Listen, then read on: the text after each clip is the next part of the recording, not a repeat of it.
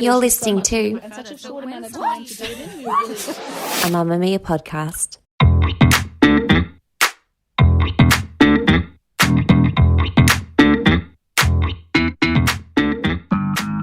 Hello and welcome to Cancelled. I am Claire Stevens, and on this podcast I tell the story of a celebrity or a TV show's cancellation from beginning to end. Now, who are you? I'm Jessie Stevens, and fun fact, not been well this week, but I had to come in today, and that is adjacently relevant to today's episode because the man on trial, he would sit me down and say something like, "We teach people how to treat us." Okay. And then he would say that it's my fault, and then he would yell at me to get better. Okay, that's not that helpful to your physical health, but that's all right, we'll get into that. This podcast is about how some celebrity crimes are worse than others, and ultimately, it's about justice. So Jessie, you might be wondering, who's on trial today? Yeah, I absolutely have no idea. It's Dr. Phil. Coming up. Let's do it. I want you to get excited about your life. Here we go, in 10. Stand by camera 6. If it's happening now, we're going to deal with it now. Stand by, Dr. Phil. This is going to be a changing day in your life. I'm taking people with real problems and moving them into the Dr. Phil house. Philip Calvin McGraw Okay. is 71, He sounds like a country music star. because he is. And he was introduced... Wait, did you just say he's 71? Yes. Interesting. What? He can be 71. Yeah, but like he's still on television Busy doing man. his thing. Like he can retire. No, we can't. He has people to help. He was introduced as Dr. Phil by Oprah Winfrey on her show in 1998. My God, I've talked to every psychologist known to womankind, psychiatrists, therapists, people talking to their inner child and their inner puppies. And I haven't seen anybody better than Phil at human functioning assessment. And I could feel this when because he'd never done TV before. I really discovered him and have created this. The Dr. Phil show officially started in 2002. You might wonder how Oprah and Dr. Phil came to know each other. Well, Oprah started working professionally with Dr. Phil in 1995 when Texas cattle ranchers sued her for libel. And she hired Dr. Phil's legal consulting firm, a firm that he co-founded, that offered help with litigation psychology and trial consulting and that sort of thing. And she won her case and she made a friend. It was Dr. Phil. That is such a tangential link. They're friends now. It launched his career. He makes $90 million a year. What a friend to make. A lot of people like to say he's not a real psychologist. I did want to ask that question because the show's called Dr. Phil, so it would seem he is, you know? He holds a doctorate in psychology. Is he a physician? No. Is he a doctor? Yeah, he's a doctor of psychology.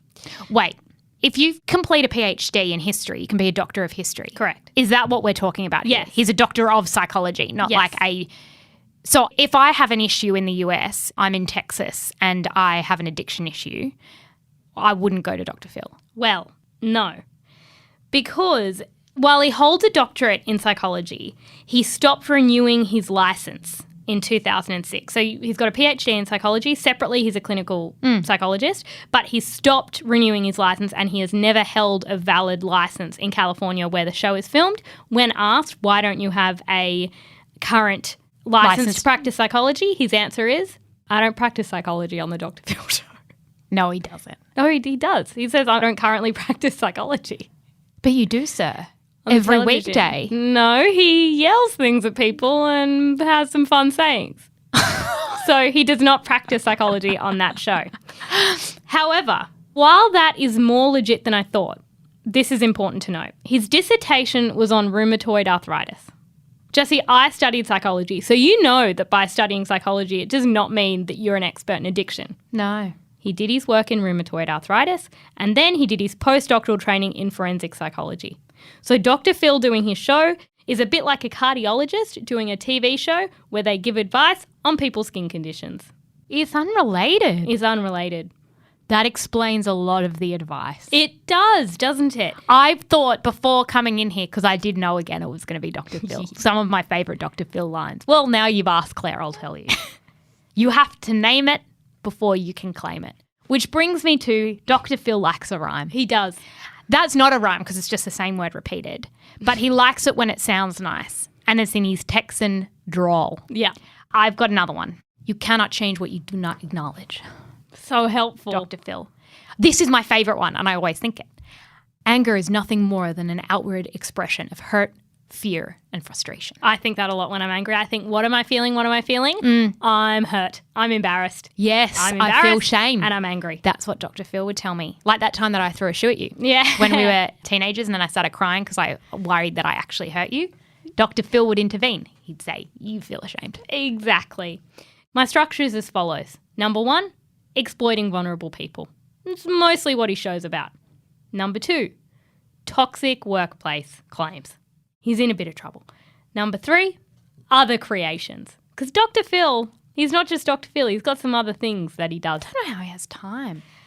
Jessie, last year an article in BuzzFeed described Dr. Phil as Jerry Springer in a better suit. Oh. It's not nice. Do they do lie detector tests on Dr. Phil? Have you ever seen a lie detector test? Look, not that I can think of. I wouldn't put it past him. I'd say that'd be a great tool, but that's more Maury. Yeah, that Maury Povich. The article headlined, "It's Time to Cancel Dr. Phil," argued that the daytime TV show exploits vulnerable people who come on the show for help. Jessie, I just want to quickly go through some episode titles to kind of show what we're working with in terms of the exploitation of vulnerable people. Young, possessed, and in love. I believe I am being electronically harassed and tricked into seeing aliens! Exclamation mark. So as a producer, I'm just going to let some people in on some of the ideas behind that. What we focus on here at the Dr. Philip Show is surprise and delight. And it is surprise and delight when you throw possessed in there for that first one. Yep. Did you just say aliens? That was some of my best work. I am not mentally ill, but I am the reincarnation of Pocahontas. Okay, that feels racist. Also, at Dr. Phil, we have a saying that we often don't say outside of the four walls because it's problematic. Mm-hmm. Dr. Phil is a freak show, okay? We find very strange people who cannot be helped. It's like a circus, an old school 19th century circus where you put like the tallest man and everyone laughs at them. Relatedly, we're alcoholics, but we're great parents. I don't believe you. And my nephew is a liar who wants to be a rapper and claims to have been offered $1 million record deal. I have a couple of thoughts on that one. 1, title too long. 2, not relatable. No. And the other problem with that title is that there isn't enough tension. Like in the possessed one, I feel as though there's a real point of tension where it's like, ooh, will they become unpossessed? Yeah. Whereas that one, it's just more of like statement of fact. It is. And look, Dr. Phil does cover some important areas. I'll give you that, Mrs. Producer. He got an interview with Gabby Petito's parents. He did an episode on Columbine. He had an exclusive interview with Sinead O'Connor. He interviewed John Benet Ramsey's brother Burke, who hadn't spoken for 20 years and everybody was pretty convinced he'd killed his sister. Yeah, you're not allowed to say this, but like Burke did it, didn't he? Burke didn't definitely not do it. Burke, yes. I love when Dr. Phil wades into true crime. Me too. It's very unexpected. It is a show that at times doesn't know what it is. Okay, so let's look at a few examples of where Philip has specifically done some exploitation. We call him Philip when he's in trouble. Yeah. Todd Herzog, he won Survivor in 2007, and in 2013 he came on the Dr. Phil show because he had developed some problems with alcohol. What we see is a man who needs to be carried on the set because he can't walk on his own. He's confused and disoriented and upset. That's a man who needs real psychological help. Why is he on the Dr. Phil show? I don't know. Dr. Phil says on the episode, "I've never talked to a guest who was closer to death."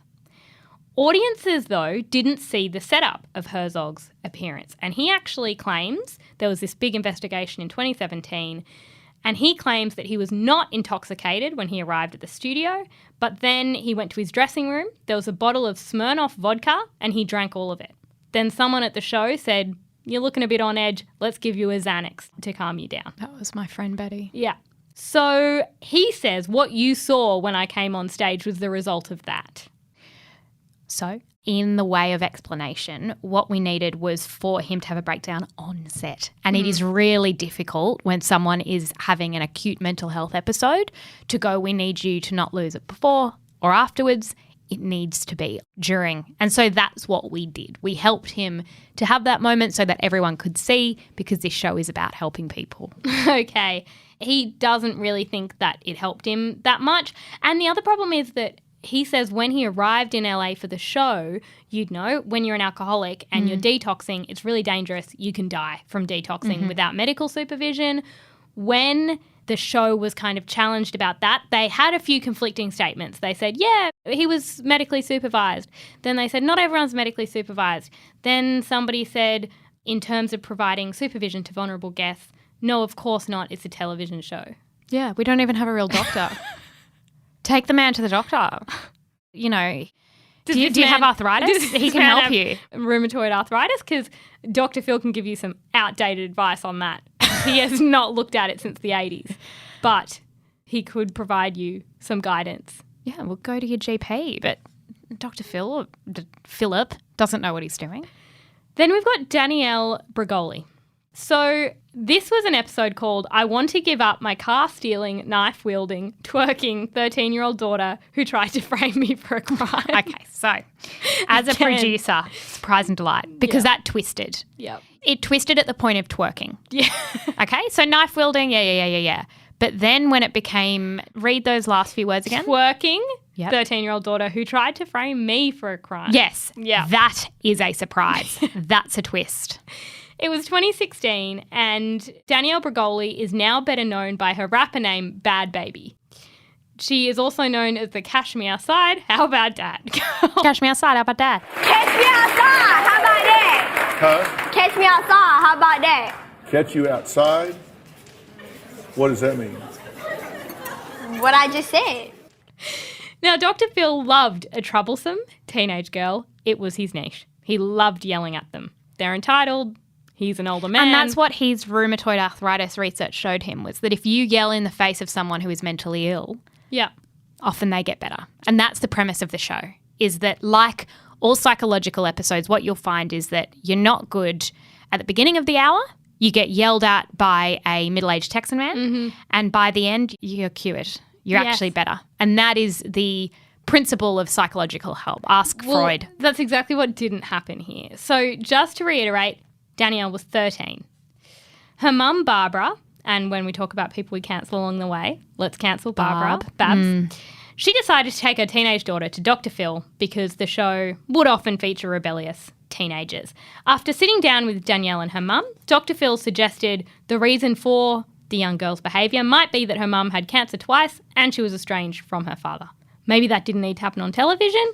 Maybe it's an insight into why she's acting like this. Maybe the reason that she's behaving like that is because she has the type of mother who would take her onto the Dr. Phil show. Exactly. And when you're 13, you just don't have a lot of agency in whether you go on the show. No.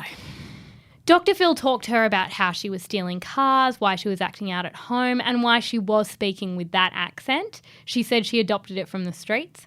Then when the audience laughed, she challenged them to fight her outside. And all these hoes laughing like something funny. She's talking about the audience, that they're laughing at her. Did you say the hoes are laughing? Yep.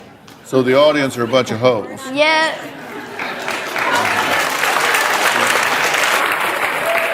Catch me outside, how about that? It's almost like she knows she's a spectacle. I know. And so she went completely viral. She also threatened to fight her mother while on the show. She stands up and he's like, you take it. Oh, you want to take me? And her mum's like, please sit down. This is embarrassing for us as a family. Dr. Phil does say at one point, she's not the Antichrist. That's a direct quote. And I'm like, well, that's lovely. He's a religious man, so if she was, he'd say it. But at the end of the episode, she is transported to Turnabout Ranch. Now, Turnabout Ranch is where all the troubled teenagers go. There are horses. I'm not sure what else happens at Turnabout Ranch, except that there's horses and that the girls ride them sometimes and apparently get some form of therapy. Is it like Dr. Phil's personal Not camp? he refers them there. Okay. Right? But in 2021, Bregoli came forward about the abuse she experienced and witnessed at the Turnabout Ranch in the 6 months she was there. She was inspired to do so after another young woman named Hannah, who was also on the Dr. Phil show and went to Turnabout Ranch, said she was sexually assaulted by a staff member when she was there. Danielle demanded an apology from Dr. Phil to herself and Hannah and all the other kids he had sent there. When speaking about her own experience, she said kids experience mistreatment from the staff, they're malnourished, they experience mental and physical abuse, and she says that when she was there, she witnessed a person who was there murder a staff member. And that actually did happen. He was stealing a car, and then one of the staff members intervened, and he stabbed the staff member to death. There was no therapy or support for darling 13-year-old Danielle, cash me outside, how about that, when she witnessed that. Dr. Phillip needs to be more accountable And then to he where was he like- sends these young people. And then he was like, I don't have any affiliation. I just send people there. And Cash Me Outside Girl was like, well, you send a lot of people there, including me and Hannah. And it's not and then very we nice. witnessed a traumatic event. Exactly. Okay. So that's Dr. Phil not being that great.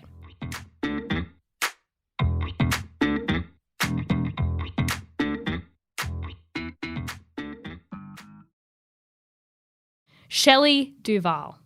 She was an actress, and in 2016 she was 66. She was best known for playing Jack Nicholson's wife in The Shining and starring opposite Robin Williams in Popeye. When she appeared on Dr. Phil, it was clear she was really mentally unwell. Friday on an all-new Dr. Phil. The Shining's Shelley Duvall, from red carpet to near recluse. I loved Robin Williams. I don't think he's dead. Where do you think he is? Shape-shifting. She said Robin Williams was alive and shape-shifting and that hornets had attacked her spinal cord. She asked Dr. Phil if he was a policeman or an investigator, and he said, no, I'm a doctor. And then she said, with his own TV show, and actually really good point. Really good point. And he lied. And this is the thing. It's like, she's not crazy. No. She was looking at him going, You're not a doctor. I've looked at your credentials. no.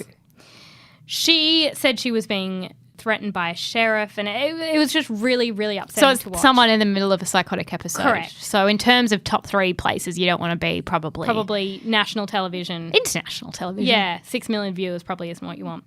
Mia Farrow tweeted, Dr. Phil, it's upsetting and unethical to exploit beloved Shelley Duvall at this vulnerable time in her life. Do not air that show.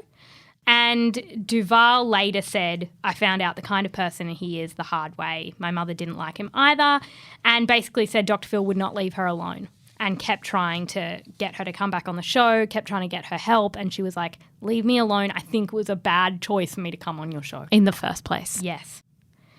Now, finally, we have a guest who was instructed on where to get heroin. By a I've producer. heard this rumour. Yeah. Can you explain? In 2012, a young woman named Jordan appeared on the show, and her auntie, Marianne Smith, was the one who had contacted the show to get her on. And so she arrives in LA, and Jordan starts going through withdrawal from heroin. They were concerned for her well-being. Her auntie goes to one of the producers, and the producer says, it's okay. She can get some heroin from Skid Row. What? How did the producer even know that? I don't know. I think they probably had to do it before. Just as another issue, the thing about psychologists is that often they specialise, right? So, Dr. Phil specialises in in everything. rheumatoid arthritis.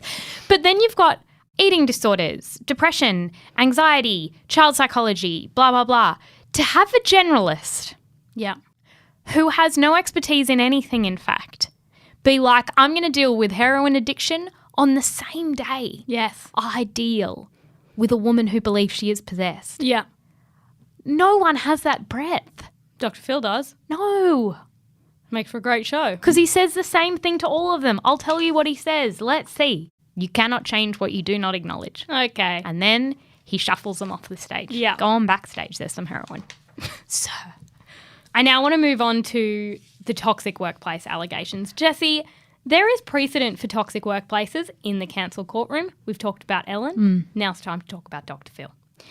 In early February of this year, BuzzFeed published a report where they had spoken to 12 current and former Dr. Phil show employees who said they experienced verbal abuse and that the workplace fosters fear, intimidation, and racism. 7 of those employees also said that guests, who are often vulnerable, are manipulated and treated unethically. I think you only have to watch the show to know that. yeah, agree. Despite working on a TV show that's about mental health, 11 of the 12 employees said that their own mental health was damaged at the expense of working on the show. None of the employees say that Dr. Phil himself is doing the naughty things. They specifically refer to the executive producer, but they did say, how can he not know? 7 employees said they were encouraged to perpetuate racist stereotypes on screen. 2 say they experienced racism. 1 employee said they were instructed to make sure a guest didn't take their prescribed medication. 5 employees said that people behind the scenes would mock the guests who were on the show. I mean, they're mocked on stage. Well, they're mocked in a title. They are. So it's totally unsurprising they're mocked backstage. Some past employees said that they were told to basically do whatever it took to get a booking, and that they also had to ask questions about mental health and sexual history that they did not feel trained to ask. And one former employee said, we walk this really weird tightrope of booking people whose stories are just juicy enough for TV without being straight up illegal. That really sums it up. Do you remember on the show they used to have, like, they do a big thing about, I don't know, my boyfriend's a narcissist. Yeah. And there's a ghost in my toilet, but my boyfriend is a narcissist. And then they'd have the slideshow where Dr. Phil would walk over to his slide that someone had made on Google Slides, and it was like signs of being a narcissist. And it was literally a PowerPoint from Wikipedia. Psychology 101. Yeah. It was like self-involved. Furthermore, the slideshow is one thing. The second thing, I just need to just briefly talk about Robin. Okay. I didn't get a good vibe. Okay. Neither. People always got weird vibes off Robin and didn't know why she had to be included. Yes. Robin was, of course, Dr. Phillips' wife. And she was always there, and when they walked out, they always held hands. But then they were always like sort of clickbaiting their divorce. Yeah. There'd always be a story in a women's magazine like, ooh, on the rocks. And he was like, marriage is hard. And I was like, why is Robin here? Why is Robin always here? And then he'd be like, look, crazy family, narcissist, ghost in toilet. Look, here's my Robin. And then he'd be like, my son wrote a book. Remember this? And he'd get like his whole perfect family on the show and just be like, I have a perfect family. She has a heroin addiction. It was just like, it didn't feel relevant. Yeah, okay. I think Dr. Phil thinks he's better than everyone else. All right. And do you think that fosters down into the toxic workplace? Yes. Okay. Yes. Like, I feel like when Robin walked in the room, everyone had to stand up. Yeah. Even though it's like, what are you doing? You don't even work here. Did you know, on Robin, did you know that he has an ex-wife who he cheated on? Yeah. I know that. And apparently he was quite controlling. Do you think he cheated on her with Robin? Okay. I didn't bring that to the Cancelled Courtroom because I thought it was petty, but yeah, he probably did. Yeah. I think he did. Robin has that vibe. Anyway, there was an interesting point made in the Hollywood Reporter that said the Dr. Phil show will withstand all these toxic workplace claims because Dr. Phil never claimed to be a good person, to be nice like Ellen. He is a Texan straight shooter. He's here for the uncomfortable truth. Tough Texan. Exactly. So I don't think the show will be cancelled, although all of those things are horrible. Agree. Dr. Phil's other creations. Jessie, you know the show The Doctors? Yes. It's Dr. Phil's fault in that he created it. I used to love that show. Remember the Who main needs guy? to go to the doctor when you can watch 5 fake doctors talk about why you have IBS? It was so great. They loved bowel issues, and they'd always get a middle-aged woman who had, it was always middle-aged women with health anxiety. It was always about weight. They did weird experiments and stuff on the stage as well. Was it similar to Dr. Oz in that they'd be like, get inside this vagina, and they'd have like a blow-up vagina, and they'd be like, that's your fallopian And they try and tube. make it like fun and light, but it's like this is we're adults, human beings' health and well-being. A 2014 study of that show looked at all the episodes thus far and determined that only 63% of what they said could be proven as credible. That's a lot of medical misinformation going on the doctors. Because you know what? Medicine, rather dry. Rather dry, rather nuanced. So that was one of Dr. Phil's terrible creations. The other one I want to talk about is his failed diet plan. So if you were someone in the 90s or the early thousands who had any sort of profile, you needed a side hustle in which you called people fat. Yeah. And I'm assuming this was his? Yes. Okay. So in 2003, he started his second season with 13 overweight participants on a weight loss journey. That's the kind of idea that led to certain shows as The Biggest Loser. And there were lots of other people following along at home on his website, and he had an accompanying book, The Ultimate Weight Loss Solution. I read one of Dr. Phil's books once. The man can't write. He cannot write. It was full of his, like, Dr. Philisms. I don't think he would have written it. In His his name defense, on the cover. In his defense, he would not have written it. The weight loss book topped bestseller lists. Of course it did. And at the same time, he was lending his name and image to Shape Up, which was a line of nutritional supplements that included meal replacement drinks, power bars, vitamin packets, and these like pills. Apparently, he asked his good friend Oprah whether he should do it, and she was like, no, not really, and he did it anyway. Okay. People at the time said it was uncomfortable because he did have doctor in his title, but he wasn't a physician. So it was misleading that it's like Dr. Phil endorses this health intervention. I mean, it's confusing in a few ways because it's like Dr. Phil, a doctor in rheumatoid arthritis in the early 90s, is also a psychologist who specialises in everything. Possessed teens and heroin-addicted puppies. Yeah. Is also claiming to be a weight loss doctor. Specialist. It is confusing when you get down to what his qualifications really were. Yes. The plan called for 22 pills daily at $120 a month. But a lawsuit was filed the following year by 3 customers who accused Dr. Phil of false advertising. The company who was making Shape Up agreed to stop making the supplements, and it was settled for $10.5 million. Dr. Phil didn't have to admit any wrongdoing, but according to the label, the pills contained scientifically researched levels of ingredients that can help you change your behaviour to take control of your weight. That's and a I lot just of- have a note, that wasn't true, Philip. It wasn't true. Wasn't Philip? Was that Philip. true? Or did we stick our face on something that was a bit silly? You've dropped the doctor. Yeah. You're just calling him Philip McGraw now. Yeah. And you know it's bad when the company says, fine, we won't do it anymore. Yeah. Actually, we'll stop manufacturing. Yeah. Shit. Yeah. What was in that?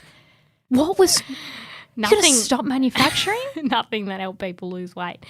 Jessie, it's time for charges and sentences. Jessie, what's your first charge? My first charge is not... This is for Philip McGraw, Yeah. who I've de-doctored him as well. Not affording people on his show dignity. Like, for example, when they are having a psychotic episode and Dr. Phil / his producers zoom in on like a twitching eye. Okay. Right? Yeah. It's not Not dignified. a lot of dignity, no. My sentence. I want Philip McGraw to be filmed at various moments devoid of dignity. Oh, So I had to think about the most undignified moments okay. that exist. Yep. Say you're in a public toilet, no toilet paper. And you've bent over and you're looking for toilet paper. You're looking for toilet paper and you think there's no one else in here now. There could be the second I come out here with my pants around my ankles. I'm going to go look next door to see if there's some. Okay. And you do a waddle. And you... Pants around the ankles. Yes. And there's... If you pull them up, you're going to do a little drip. Yeah. So you're waddling and you're dripping, right? That's what I want to see of Dr. Phil. Okay. I want Dr. Phil to be filmed running for a bus that he misses while everyone on the bus watches Okay. with blank expressions. It's embarrassing. I want Dr. Phil to be filmed calling his dog in a dog park and his dog walks the other way. Can't hear. Looks at him. It's not like the dog has a hearing no, issue. No. I hear you, owner Philip. I'll be running across the road right now and stopping traffic. Okay. I want to see Dr. Phil buy an ice cream, drop it on his foot. Embarrassing. Okay. How embarrassing. I want a compilation of undignified Philip McGraw moments. All right. That would help make up for what he's done to other people. I agree. That's great charge and sentence. Thank you. My charge. I think he should slip on an escalator in the Yes. wet. And hit his head on the corner. I Ow. don't want him to hurt himself. He's a 71-year-old man. A fall could be serious, Claire. He's going to hurt his hip. Okay, my charge is being misleading in so many different ways. Being misleading with what he calls himself. Being misleading with his weight loss product. Yeah. Being misleading with everything he does on his show.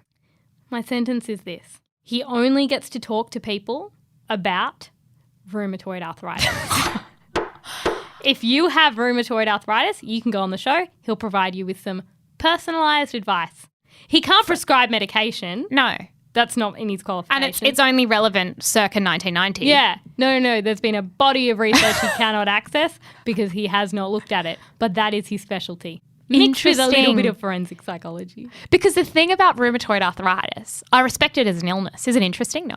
No. It's not an interesting illness because I think it's to do with joints and pain. You also can't see it.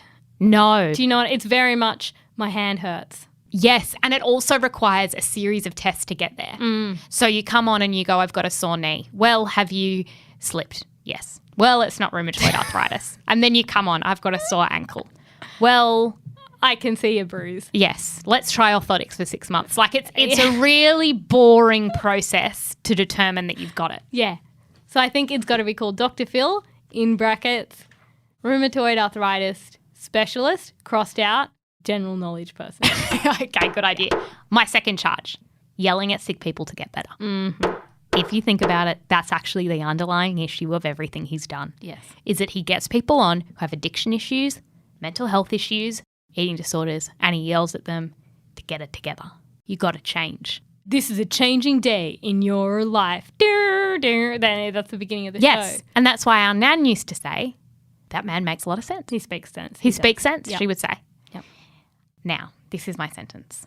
Next time Philip has a sore throat, a headache, maybe a pain in his left arm, heaviness in a chest, heart beating very fast. Sounds like a heart attack.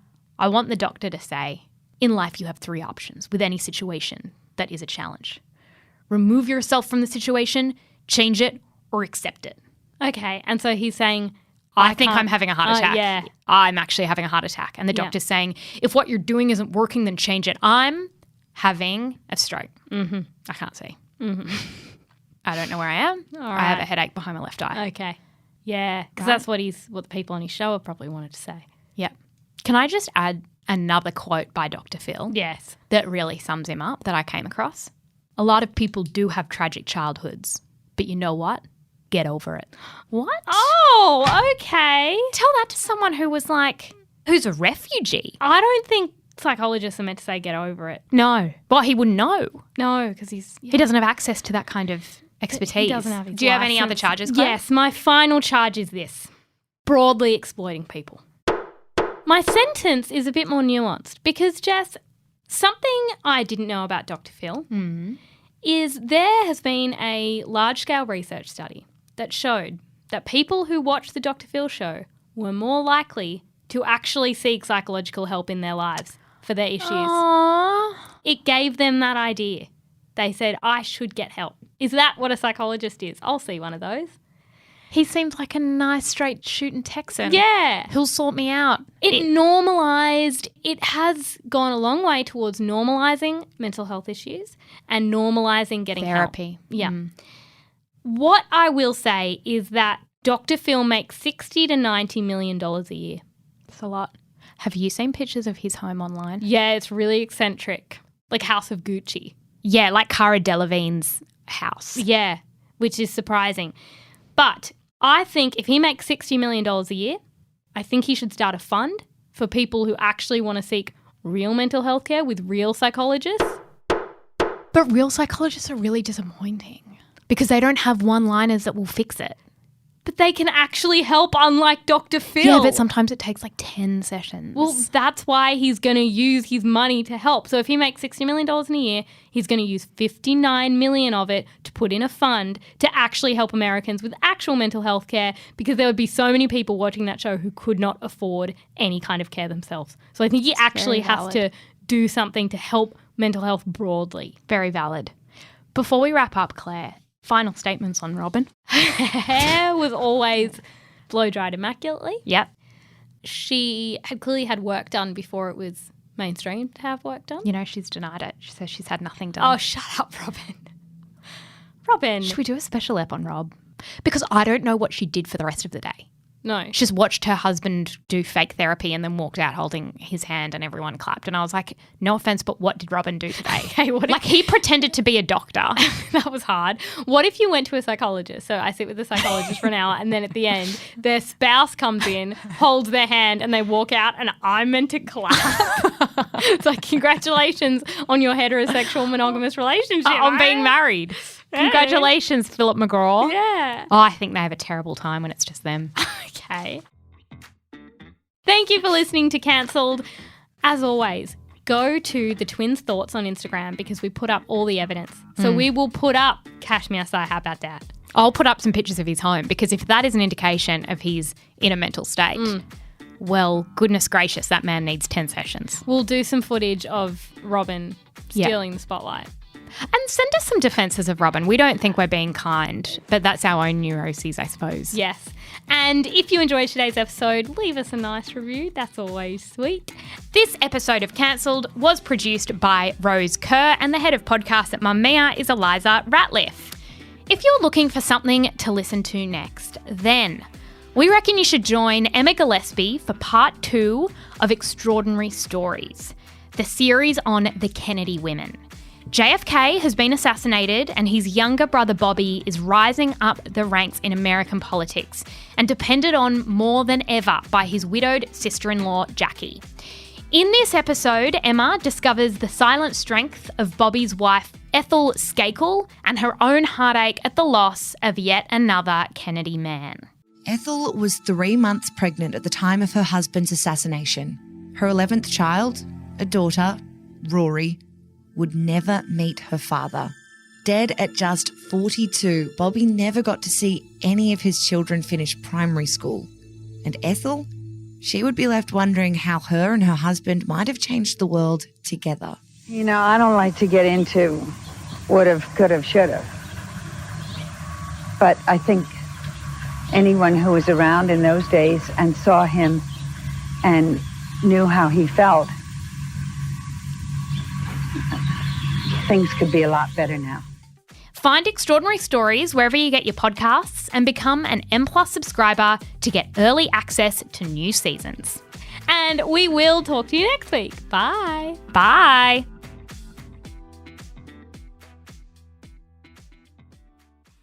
Mamamia acknowledges the traditional owners of the land we have recorded this podcast on, the Gadigal people of the Eora Nation. We pay our respects to their elders, past and present, and extend that respect to all Aboriginal and Torres Strait Islander cultures.